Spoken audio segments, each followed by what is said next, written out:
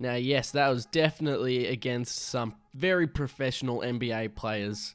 Definitely not at the unveiling of the newly renovated court that Steph and Snoop Dogg did together for the Boys and Girls Club in Long Beach, California. But here's some other footage of when Steph and Snoop were together with all the kids there. And I've always thought Steph was an underrated defender. Now these videos obviously jokes. It was obviously against some young kids. I don't know how old they were, probably teenagers.